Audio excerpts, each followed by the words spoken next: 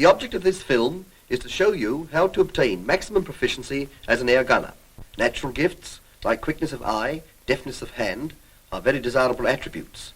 But every air gunner can improve his efficiency and increase his accuracy by learning and practicing the drill routine which you will see on the screen. First of all, I will show you the customary procedure of air gunner members of a bomber operational crew.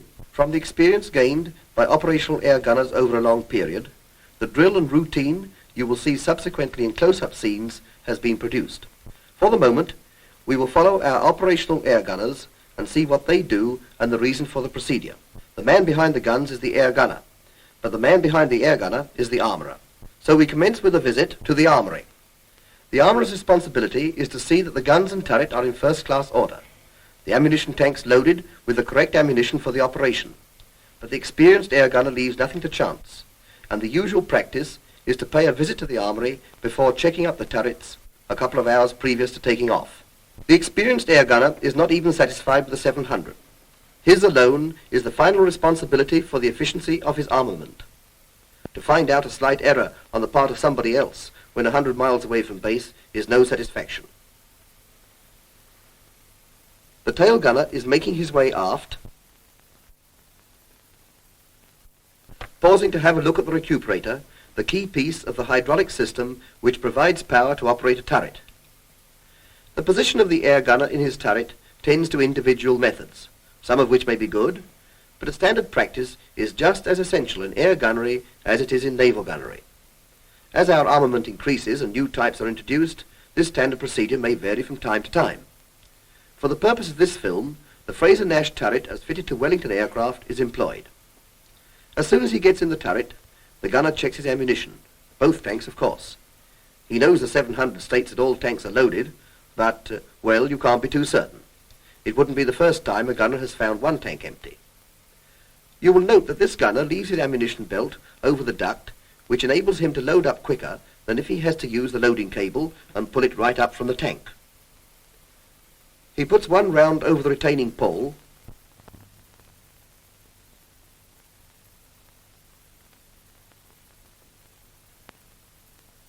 and proceeds to cock both his guns. He replaces his tools in the stowage. He then checks his reflector sight. In the nose turret, the same inspection is being carried out. This gunner also checks his ammunition to see that it is correct for the particular operation. It will be noticed that the nose gunner has left his ammunition down in the tanks, so he uses the arming cable to pull it up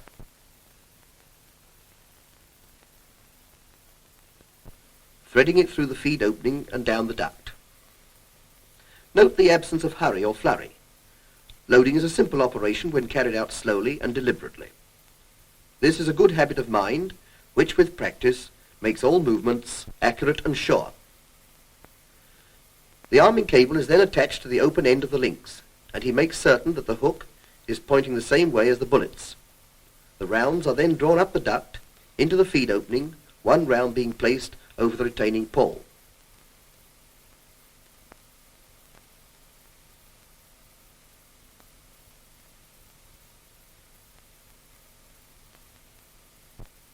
The breech cover is closed, and the arming cable returned to its correct stowage. The lids of the ammunition tanks being replaced.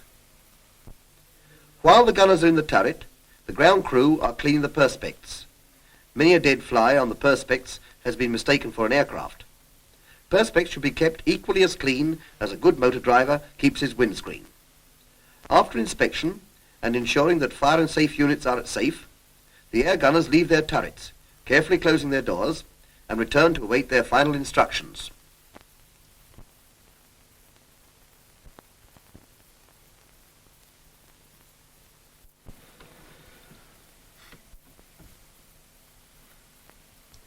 The crew of an op bomber, one of the best examples of what is known as teamwork. Each man knows his job thoroughly, and, what is more important, knows that every other member of the crew is an expert at his job. The success of the operation is the success of the crew, but at any moment one member may be called upon for an entirely individual effort. It might be the pilot, The wireless operator, the gunner. An aircrew is a team, yet circumstances so often demand the utmost from the individual. Especially is this true of the air gunner alone in his turret.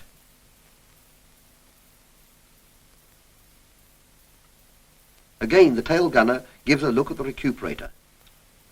Another good habit to acquire. The gunners of this crew are entering their turrets while the aircraft is on the ground. This rule applies when taking off from an aerodrome subject to enemy attack. When taking off from an aerodrome where enemy attack is unlikely, gunners take their position when the aircraft is airborne on the order from the captain. Now observe how the tail gunner gets in. Feet first, and without touching the elevator bar. This is important, as even a lightweight gunner resting momentarily on the elevator bar when the aircraft is airborne can cause a lot of trouble. Bombers are not made to loop. Once in your turret, plug in your intercom and call up pilot. I am receiving you, strength 9 over, replies pilot. So tail gunner closes his doors, left first, then right, bringing the bulkhead into closing position. The nose gunner swings into his turret. It looks easy, and is easy when you know the right way and practice it.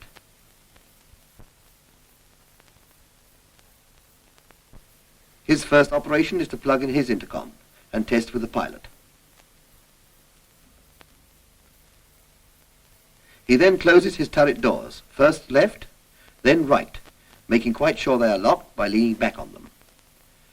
He then does up his safety harness.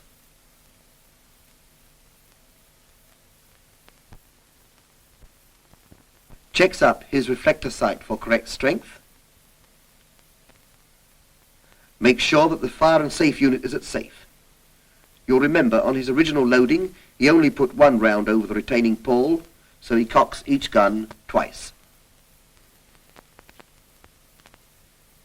While the nose gunner is engaged in these operations, another member of the crew walks forward and closes the bulkhead door.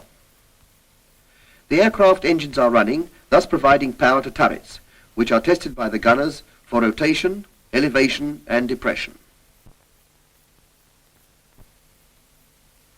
The captain is then informed by both gunners that guns and turrets are okay.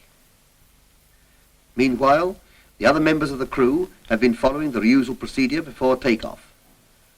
The aircraft and the crew are now one complete efficient unit, ready for all eventualities.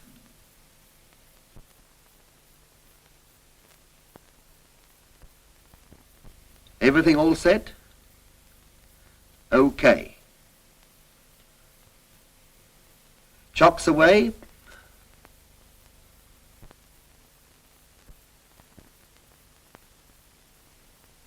And off she goes.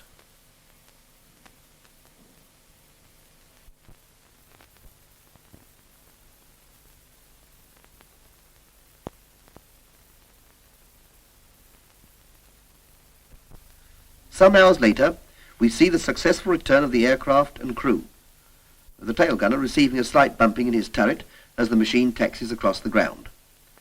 The ground crew, pleased to see their pigeon back, run forward and signal the aircraft into position and help the crew out.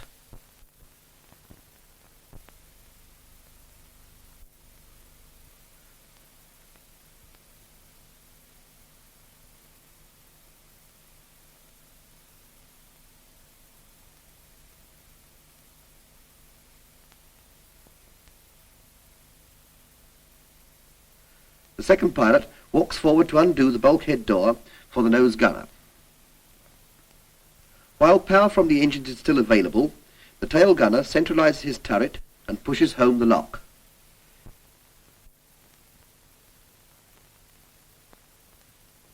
He sees that his guns are left on safe. He sees his reflector sight is switched off, raises the breech cover and unloads, taking care not to let the ammunition slip back into the tanks by folding the belts outwards and backwards over the ammunition ducts. This operation is repeated with both guns. All this procedure takes place when the aircraft is airborne, if the base is not subject to attack. Otherwise, unloading etc. is done when the aircraft has landed.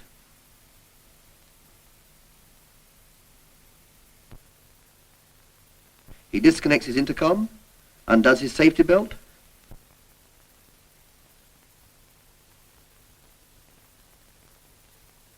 and vacates his turret,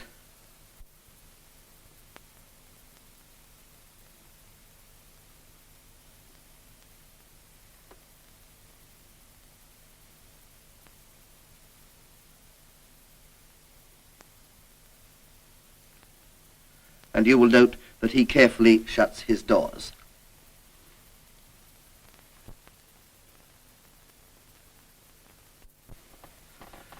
The nose gunner, meanwhile, having performed the same operations, comes out of his turret and carefully shuts his doors behind him, collecting his parachute out of the stowage as he goes.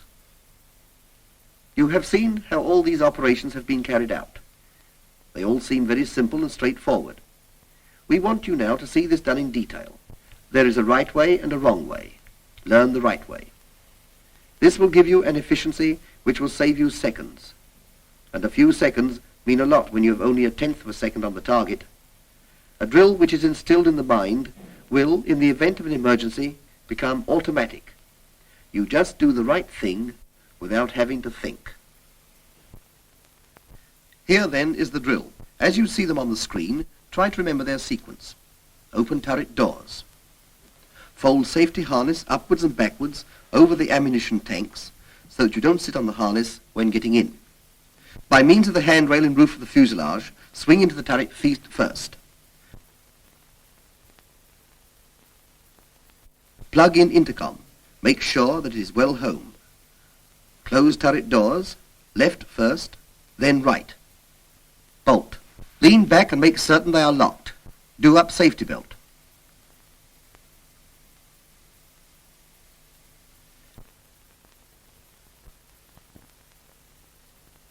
Test reflector sight, setting it for correct strength.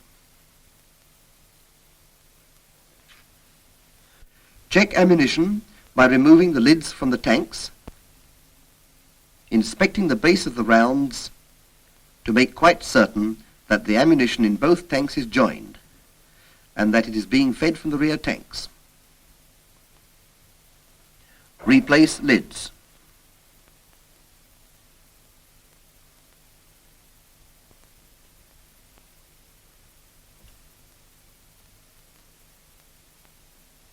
Remove arming cable and loading toggle, check them and return to stowage.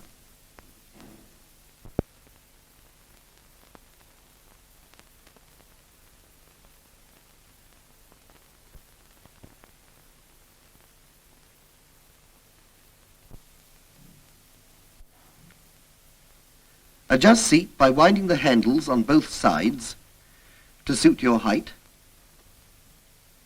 and return handles to their stowed position.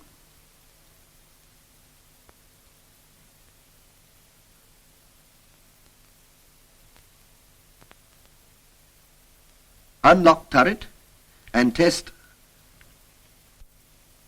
for rotation, depression and elevation.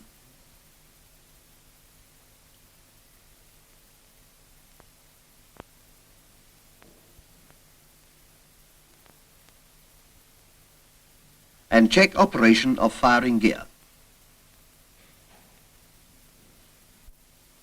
Load guns by pulling the rounds up into the feed opening with the arming cable. Detach the arming cable and press down the last link.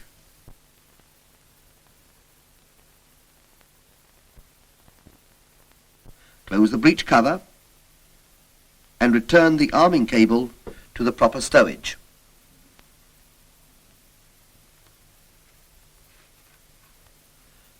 Cock guns twice by inserting the toggle over the cocking stud and pulling back.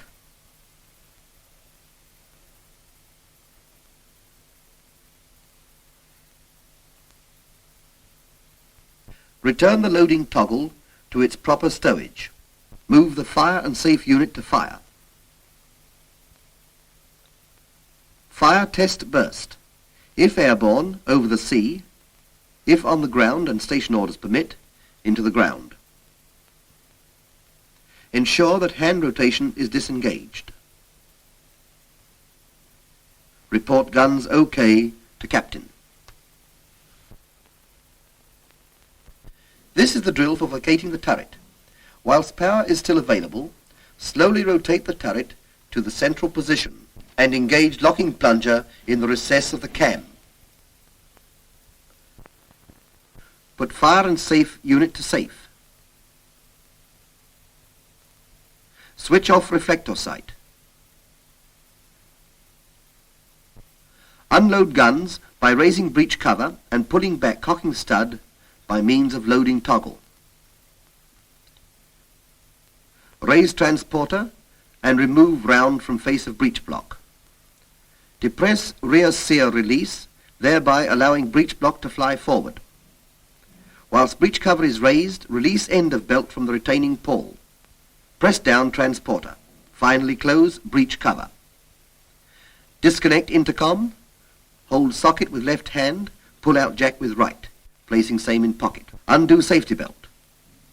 Open turret doors and, by gripping handrail in roof of fuselage, swing out of the turret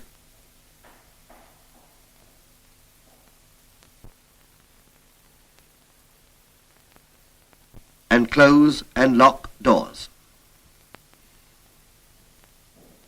Now let us see the routine carried out in actual practice. The ordeal of a first flight in a gun turret will be made much easier if you remember your gun turret drill. The time will come when you will make your first operational flight. In this sequence, you will observe the major points of interest and mistakes you are likely to make unless you have thoroughly learned your turret drill.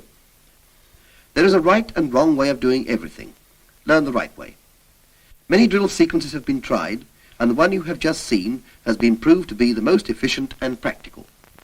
You can drill yourself by repeating over and over again the drill you have just seen.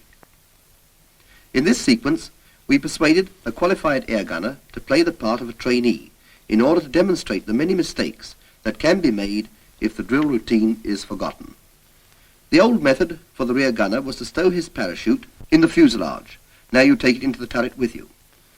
The doors are shut as he arrives at his turret, as they should be.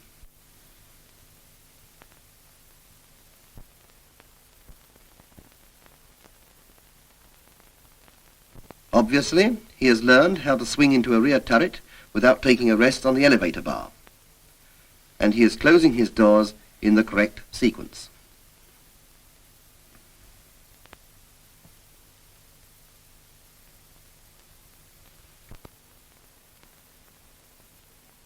The nose gunner stows his parachute in the proper stowage.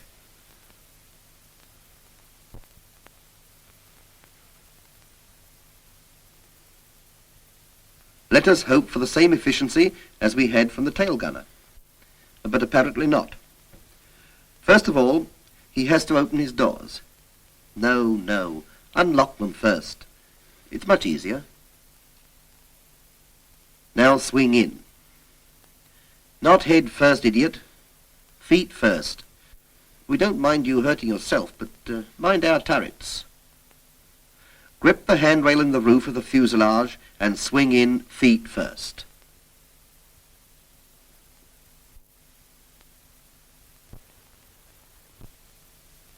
And he does it, trailing his intercom lead behind him. It's much better to keep it in your pocket until you plug in.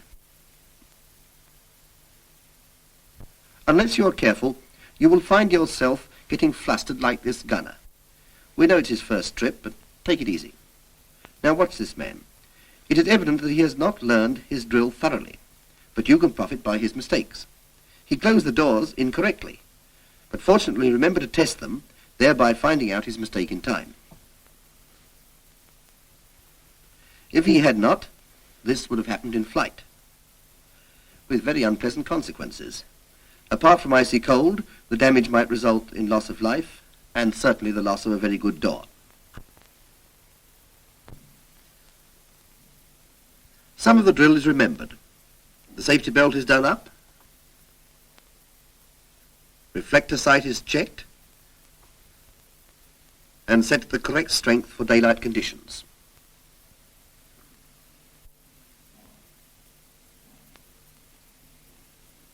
Removing lids from tanks, he checks ammunition for supply and operation. And you observe he makes certain of both tanks.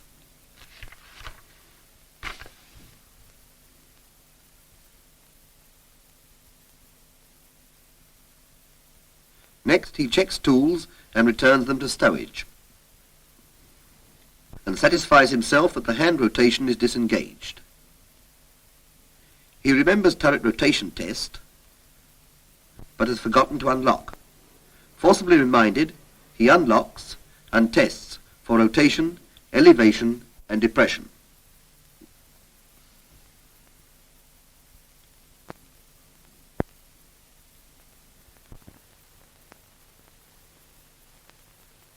In the scramble and confusion of getting into the turret, he has knocked his microphone switch to the on position, thereby causing considerable annoyance to other members of the aircrew and reducing the strength of the reception throughout the whole aircraft. He now proceeds to load his guns. Watch how, in his endeavour to do the job quickly, his movements are clumsy and jerky, and he has considerable difficulty in threading the arming cable down the duct.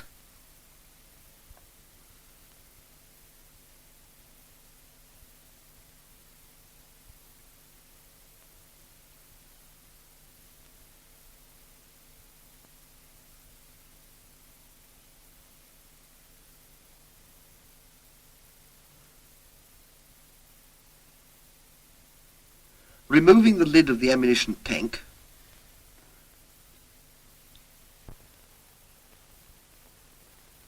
he cannot remember automatically which way round the arming cable is to be positioned. He gets it right, the hook pointing the same way as the bullets, and proceeds to draw the belt up into the feedway.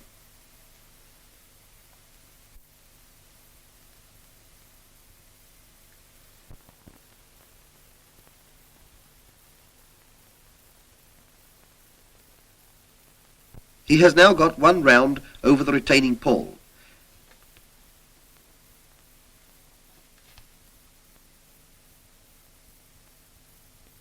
And replaces the arming cable in the correct stowage.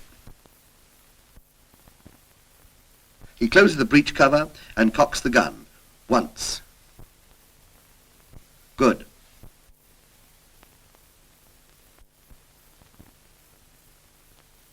He cocks the gun again. Good. He operates the trigger. Nothing happens. Of course, the gun won't fire with the fire and safe unit at safe. He cocks the gun again. Good. Puts the fire and safe unit onto fire. That's right. But you will notice that the breech cover has jumped open, therefore no feed will take place. So let's do it again, and we will do it correctly this time. Draw the rounds into the feedway, over the retaining pole.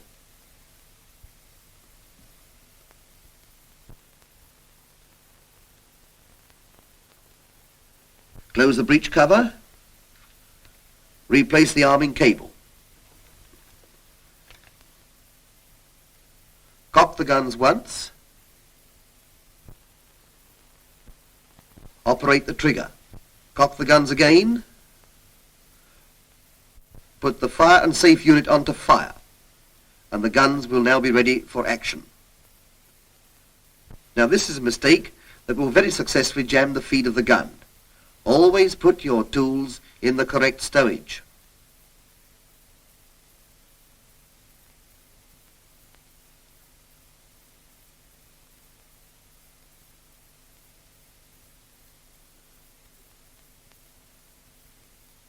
At last, he reports guns OK. And our air gunner is ready for the air, ready for anything that comes his way, but we hope it won't come this trip. Perhaps his score on the drogue will be better than his turret drill. We won't inquire too closely how the tail gunner got on, but everything appears to be okay. However, we all have to learn, and making mistakes is part of the process. But as we in the Air Force know, it is better and safer to make your mistakes on the ground. That is why I want to impress you with the importance of thoroughly learning your turret drill on the ground, so that, when in the air, you will be better qualified to learn other branches of the air gunner's job. The training crew return from their flight. The nose gunner centralizes and locks his turret while there is still power available.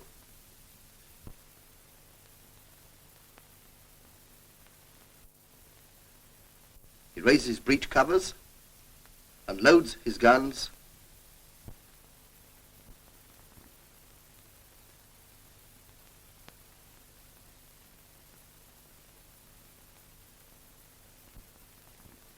Switches off his reflector sight. So far all is well. He has remembered his end-of-flight drill, but this is not the way to disconnect your intercom. Now let's do it again properly. Notice that he holds the socket in the one hand and pulls out the jack with the other. Neither is this the way to open turret doors, letting them swing violently back, probably causing serious damage.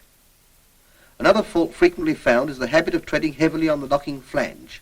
If this practice is repeated a number of times, the locking flange becomes bent and the bolt will not engage in its socket. The tail gunner now leaves his turret, using the proper handles in the roof of the fuselage.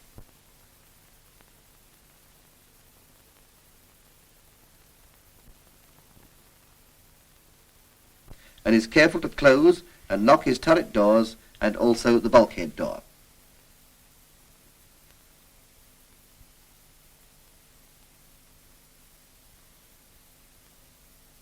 Meanwhile, the nose gunner has closed and locked his turret doors,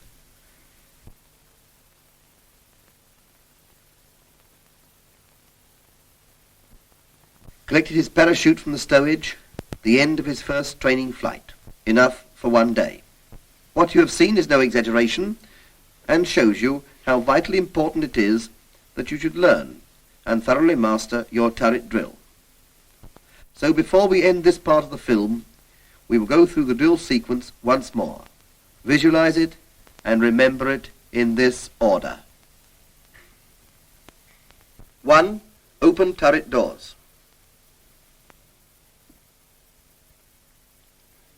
2. Fold back safety harness. 3. Grasp handrail and swing into turret.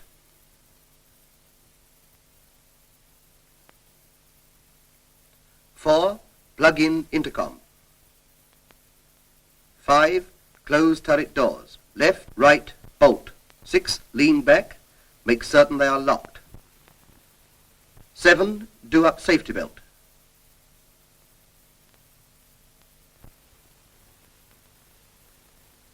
8. Test reflector sight.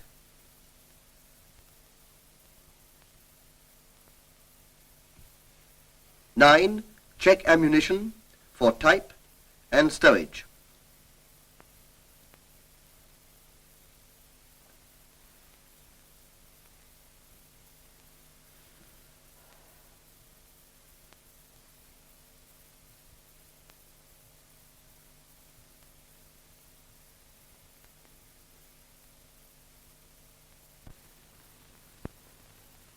10. Remove tools, check, and return to stowage.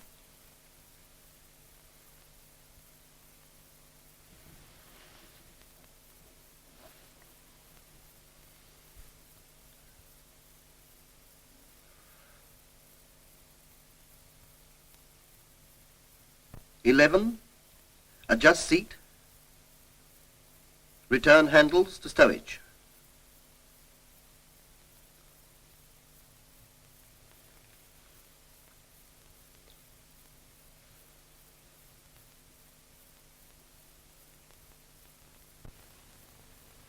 12. Unlock turret. 13. Test rotation, depression, elevation, and firing gear.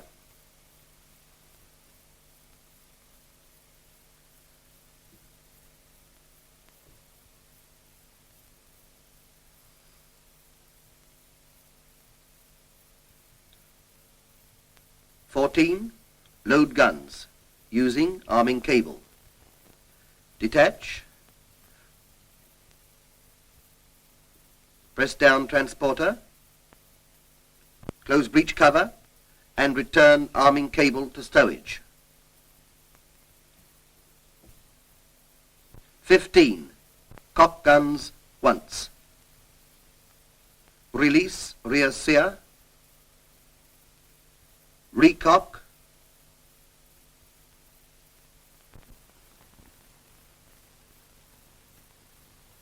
Return loading toggle to stowage.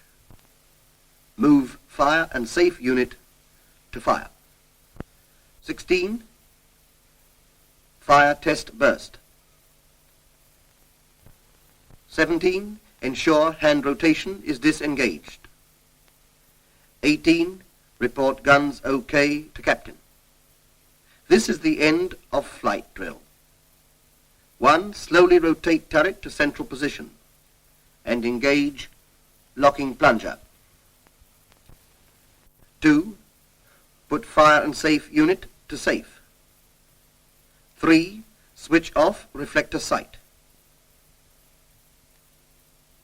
4. Unload and clear guns.